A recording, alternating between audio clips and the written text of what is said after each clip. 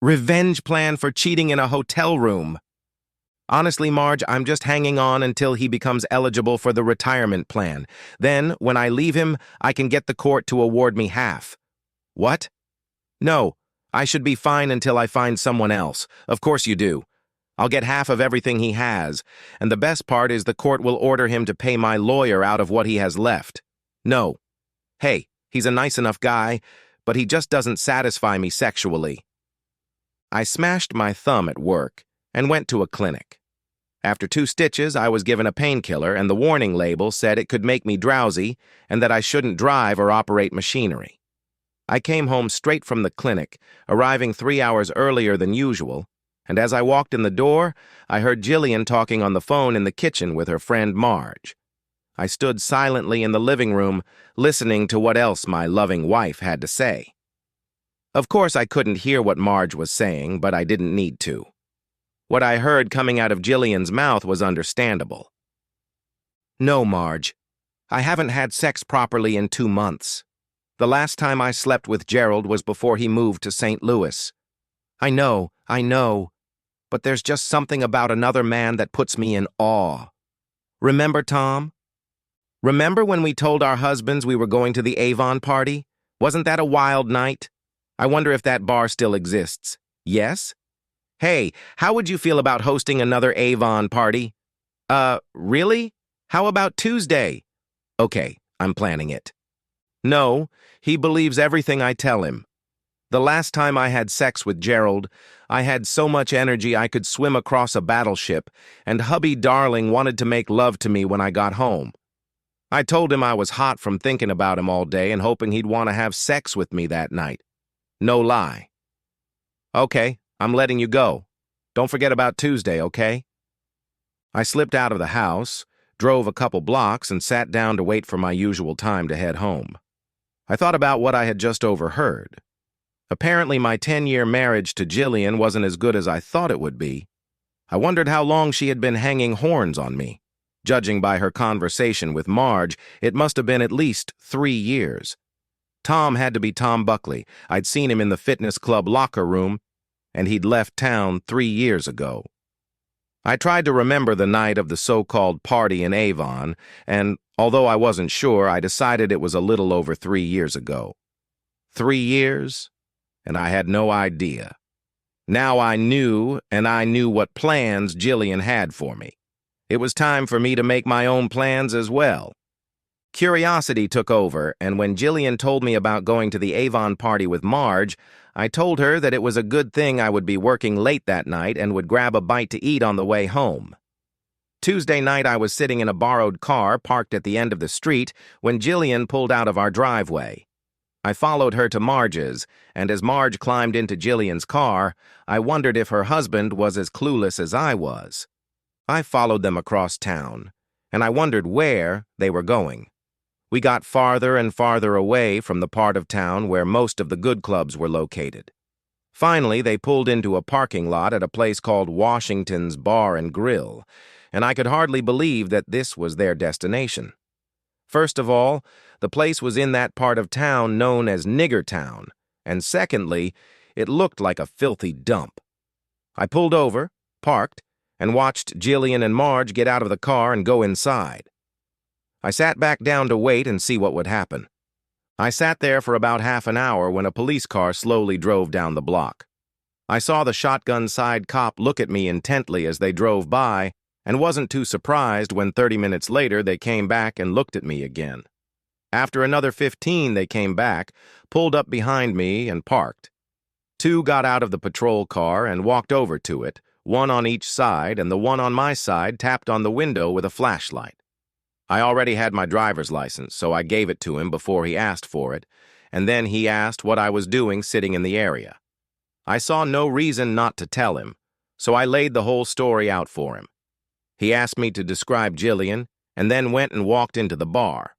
5 minutes later, he came out with a white paper bag and walked over to my car. Said, "The joint doesn't look like much, but they have the best half-pound ground round in town. 2 women sitting at a table in the back with 6 big black bucks, and they were acting pretty friendly, if you know what I mean. Good luck." Whereupon he and his partner got in their car and drove off. Another hour passed before Jillian and Marge came out of the bar, each under the arm of a black guy. The four of them got into Jillian's car and drove off. I made a U-turn and followed them all the way to the Castle Inn Motor Lodge.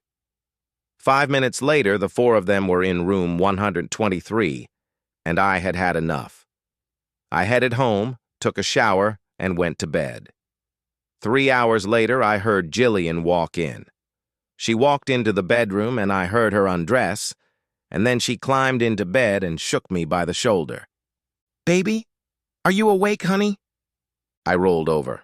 "Already?" "I'm horny, baby. I've been thinking about you all day, and I'm so hot and wet I think I'm going to die if you don't make love to me." She pulled my hand to her body, and she was very wet indeed, and I wondered how many times she'd had sex today. "Come on, baby, I really need it." "Not tonight, Jillian, I have a headache." And I turned on my side to go back to sleep.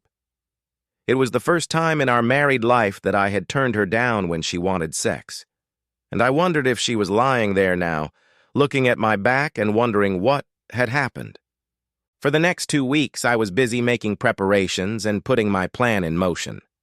When everything was ready, I called Jillian from work and asked her not to cook dinner. "I just got promoted, honey, and tonight we're going out to celebrate." We had dinner at Jillian's favorite restaurant, and I ordered a liter of wine for dinner. I hardly drank at all, but I made sure Jillian's glass stayed full. She was in a jolly mood when dinner was over, and then I took her out dancing and drank even more. Every glass I brought Jillian was either a double or triple, and every one I brought myself was plain tonic water. At 10, I almost had to carry a giggling Jillian to the car. She didn't seem to understand where she was when I pulled into the parking lot of the Castle Inn Motor Lodge and was still giggling when I carried her from the car to room 123. I sat her on the bed and undressed her while telling her how sexy she looked and how I was going to make sure she felt good. When she was undressed, I pushed her back onto the bed and reached under her pillow for what I had put there the day before when I rented the room. While Jillian looked at me and giggled, I put Velcro straps around her wrists and then attached them to the eye bolts I had installed earlier. As I tightened them, Jillian stopped giggling and asked what I was doing. "Just trying to help you, honey." I buckled her legs in a similar fashion, and then took one of the pillows, folded it in half, and slipped it under her ass. Then I stepped back and looked at my work. Jillian was lying on the bed with her legs spread, and the pillow was lifting her body and making her very accessible. Jillian looked at me with a startled expression on her face, and I smiled at her. "So, I'm not satisfying you sexually? You haven't had good sex since Gerald moved to St. Louis, right? Those 2 black guys 2 weeks ago didn't work out? Well, like a good husband, I have to make sure my wife gets what she needs." The frightened look was replaced by panic as she began to pull on her restraints. "I don't know what you're talking about. Let me go." "Don't fight it, baby. I'm just giving you what you want. By this time tomorrow, you'll be so sexually satisfied you might not want to look at another man for 6 months. She begged me to untie her as I put a gag in her mouth and put a blindfold over her eyes. I went to the window, slid the blinds open, and was not at all surprised to see about a dozen Negroes and Mexicans standing outside. When I rented the room, I told the porter that I was married to a rich, cheating woman who likes to play love games. She likes being tied up and having sex with minorities, and that she would do anything to be tied up and blindfolded. For the first 10 or so, they can only use her body, but after that, the gag can be removed and they can use her however they want. Ignore her protests because they are just part of the game she is playing. They can do whatever they want to her as long as the blindfold stays in place and her hands are tied. I gave him $100 and told him to spread the word. He must have done a good job because even as I looked out the window, new ones were arriving.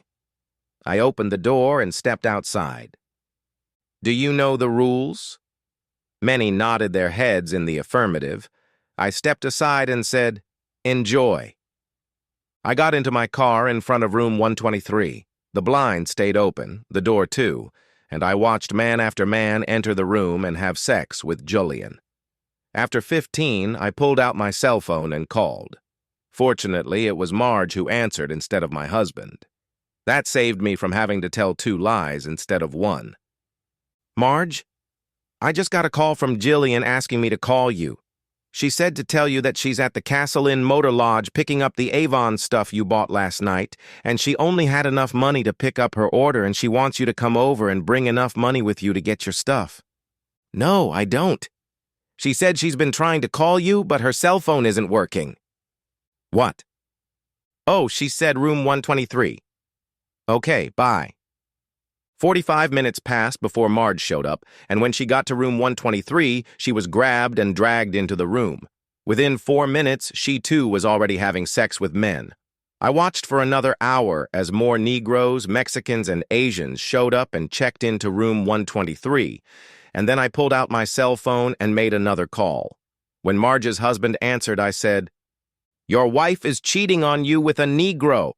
Right now, she is with him in room 123 at the Castle Inn Motel on 6th Avenue. If you hurry, you can catch her in the act."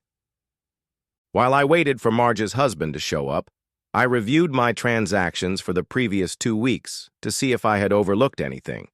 I cashed out all the certificates of deposit, took the cash, and put it in a safety deposit box I rented using my deceased grandfather's name and social security number on my maternal side.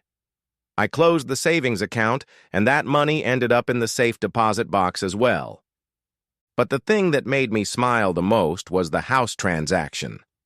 I had bought the house before I met Jillian, and it was titled in my name only. I had always wanted to put Jillian's name on the title, but had never dared to do so. Taking advantage of the current low interest rates, I refinanced the house to get every penny, and that money went into a safety deposit box too. It wasn't as easy as it sounds because converting a check for $235,000 into cash took time and some effort, but I managed. The only thing I had left to do was to cancel all the credit cards in the morning. I didn't do that before she checked into the motel room because if she tried to use a card, she would be declined, and that might tip her off that something was wrong. When it comes to divorce, Jillian will indeed be entitled to half of the assets under our state's law. But half of what? Half of the non-existent CDs? Half of the empty savings account? Half of what the house was worth? After selling the house, paying off the loan and real estate commissions, there would be nothing left. She wouldn't even get half of my pension because I'd given notice and would quit my job before I was eligible to participate in the retirement plan. But where would it all go? Her lawyer asks. Alas, I reply, the gambling habit I struggled with for years finally drove me insane. In room 123, the blindfold was removed, the Velcro straps untied, and Jillian and Marge were passed around like inflatable sex dolls. When Marge's husband pulled up, there was already a line of Negroes, Mexicans, and Asians lined up outside the door. He took one look at the room, then got in his car and drove away. I started the car, followed him out of the parking lot, and headed home to wait for Jillian to come home and face the court. It would be a long wait. I'd rented room 123 for 3 days. The end! Subscribe to my channel. Thank you.